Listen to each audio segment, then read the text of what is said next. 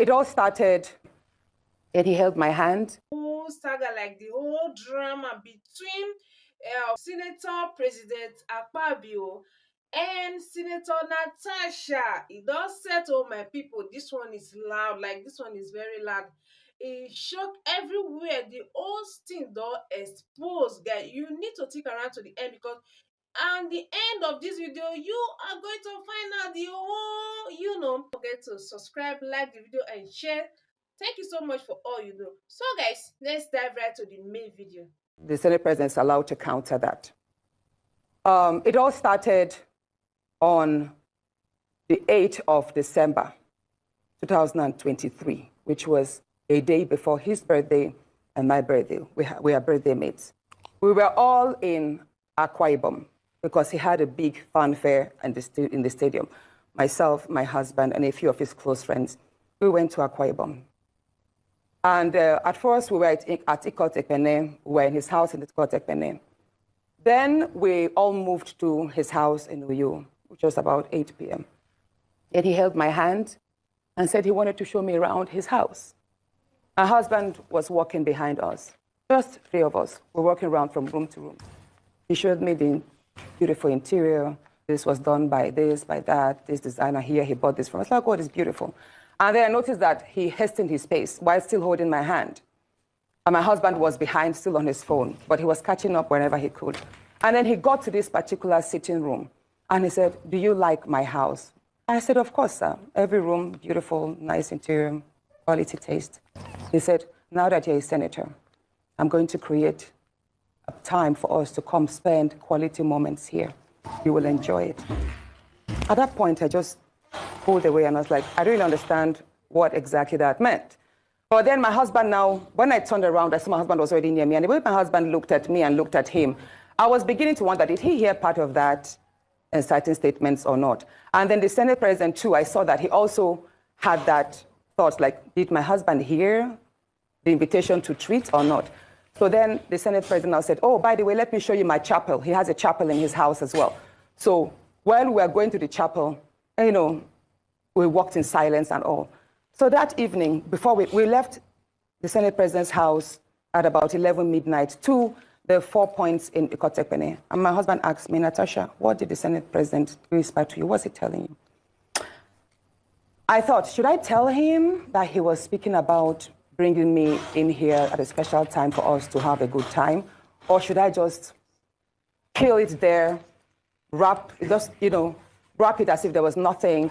Because tomorrow was a big day. I know how much my husband adores the Senate President. He loves him as a brother. My husband would do anything to support him. So I told my husband, nothing. I can't remember what I created, but I just gave him some words to manage, to mask what was said. When we laid in bed, I lay to my right, and my husband wrapped his arms around me, and he said, my love, you can't tell me anything. What did the Senate President tell you? Again, I was like, don't you believe me? I said, nothing. Nothing. Moreover, it's my birthday in a few minutes. Let's just be happy. Then my husband told me he doesn't want to see me travel out of the country alone, and I should not go to the Senate President's house because he has a guest house where many senators do go there, after office to get approvals and all that. Thank you, Mr. President, for giving me this respect and honor, and I'm not taking it for granted. Mr. President, this is one of those moments that I would love to stand up to make a general appeal to our colleagues. To begin with, Mr. President, we rest assured that you have our vote of confidence as a Senate, because this is not about you.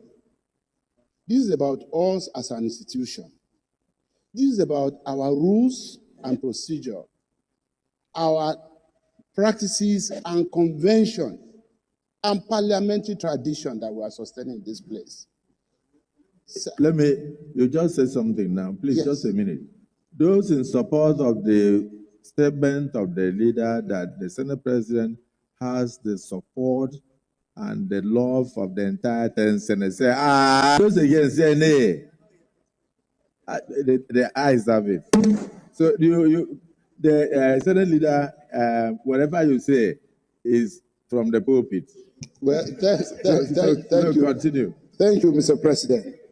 Mr. President, the reason I'm standing up to speak at this time, early enough, is that there is no one of our colleagues here who does not have an opinion on this issue. Whether they even speak out or not, everybody has an opinion. But we are all united on one thing. Our rules must be respected, because that is what binds us together. People who serve for 8 years as governor, chief executive in states, people who serve as honorable ministers of this federal republic, and they will still go to the nooks and crannies of their villages and constituencies to go and contest election, to come to this hallowed chamber. It is because there is something about the Senate. And under our watch, we are not going to allow this institution to be discredited.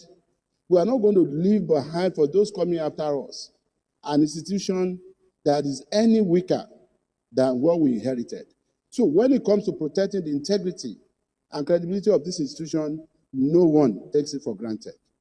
Let me also make it clear to members of public that the whole Simi Ulabalu about one of our colleagues, Senator Natasha Akpoti-Uduaghan, being asked to move to another seat, is nothing that has to do with gender. It's nothing that has to do with hatred. It's nothing that has to do with any form of malice. For the record, let me say again, distinguished Senator Adamu Alero, who had been governor for 8 years, who had been honorable minister, and who is one of the most ranking senators in this Senate today, was asked to move his seat. And he didn't make any issue out of it. We had a reason to change the seat of His Excellency Distinguished Senator Aminu Waziri Tambuwa. He didn't make any issue out of it. Senator Jarigbe, Jarigbe, we had a reason to move his seat. He didn't make an issue. Senator Wadada, we moved his seat. He didn't make an issue out of it. That's on the minority side. On the majority side, we had reasons to move the seat, change the seats of the likes of Senator Wamako, obviously one of the most ranking senators here, two-time governor before. He didn't make any issue. Senator Olamilekan will change his seat. Senator, that's the chairman of appropriation. Senator Adetokunbo Abiru will change his, and several other people here. And the part of the reason that necessitated our recent decision to change seat was because at least 3 people, 3 distinguished colleagues, had moved from the minority aisle to the majority aisle. First was distinguished Senator Ifeanyi Uba of blessed memory. And then Senator Ezenwa Francis Oyewuchi moved. And then lately, distinguished Senator Ned NWOKO moved. All of this necessitated a change in our seating arrangement because we needed to readjust. Of course, I understood why distinguished Senator Adramodu would be concerned. He's our image maker, he's our spokesperson. And most of all listened to the interview that distinguished Senator Natasha Akpoti-Uduaghan granted unberiketed. She exercised her right to speak, but the question was about the contents of what she said, whether it was the truth or not. Sir, we have a committee that is in charge of how much of a strength of character we display as elected members of this Senate. How much of respect to the rules of this Senate that we display. That is the Committee on Ethics, Privileges, and Public Petition. That committee has a responsibility not only to investigate, whatever alleged, refusal to obey our rules or display of lack of strength of character, but the committee also has a responsibility to ensure that the privileges of the affected senator are also protected. And it is important that rather than us sitting here to debate this issue, that we just allow this matter, most respectfully, to be referred to our committee on ethics, privileges, and public petition, so that the committee can deal with this issue and probably in a week or two come back to us. And that will form the basis of our further debate and action on this matter. What Senator Ademodu presented was a general report, and it had to come under Order 1B because it was not on the other paper for today, and he did it well. But it was not for him to make any prayer. It was not a substantive motion that he was bringing.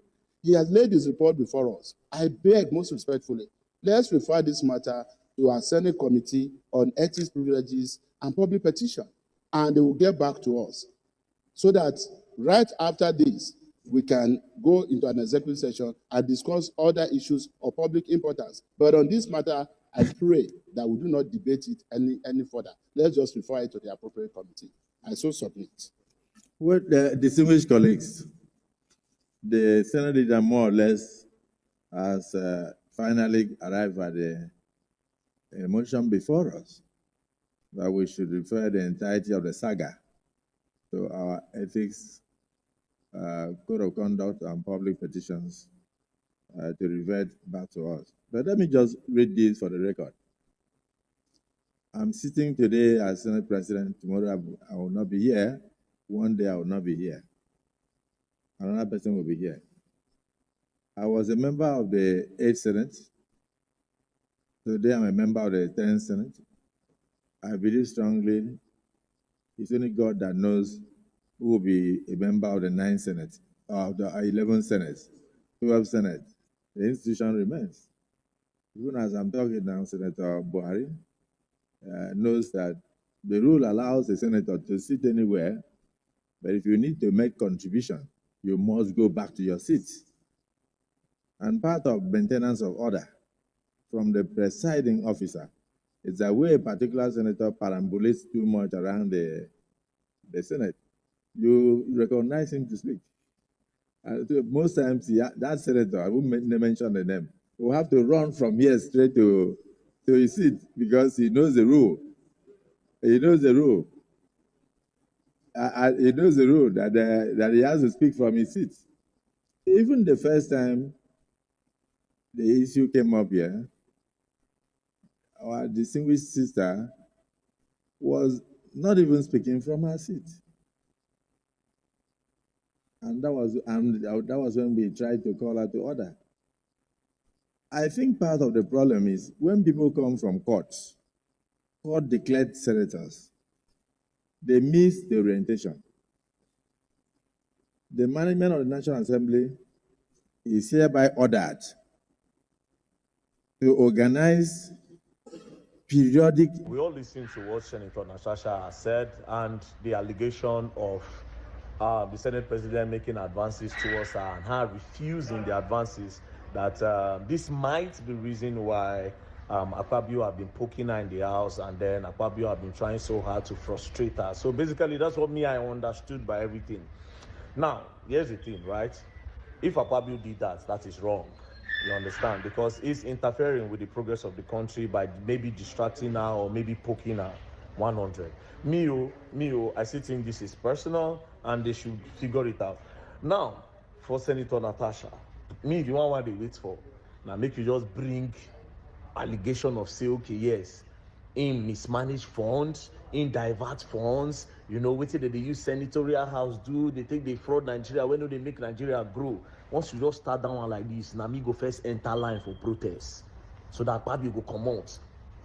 You understand? But for now, it's still personal matter, right? Which I think people should still resolve. I saw the lawsuits, defamation, and all that. Here's what I think, yeah? The lawsuits will not fly. The lawsuit will not fly. Not because I don't think the law does not work, but because of his position, yeah?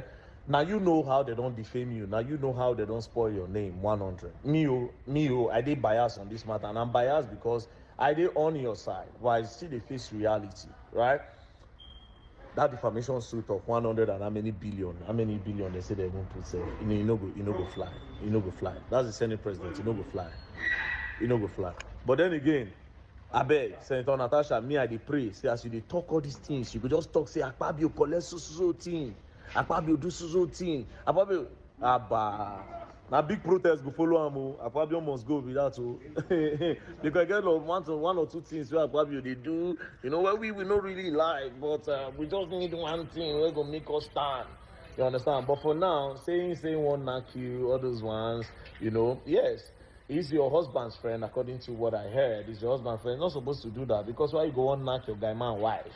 You understand? But you know one thing about people who get money, and then they start a lot of crazy things because you see all these agege, all this sleeping with Pekin, or with small children and all that. It started with a bored rich man. So maybe if the allegations are true, maybe AKPABIO was bored. Do you understand? And again, nobody say you accuse and say he do forceful entry on you. He seek your consent. You understand? He won't parole you, but it was disrespectful. Because it's now becoming like, okay, like say AKPABIO, they like use in office, they oppress or take advantage of women, which is very, very wrong. That should not be coming from the office of the Senate president. AKPABIO, that's, if you did all these things Senator Natasha is accusing you of, it's an embarrassment to Nigeria as a whole. But please, Senator Natasha, I pray, make you just establish, say, bam, see what this man they do and make Nigeria know they grow. Oh boy.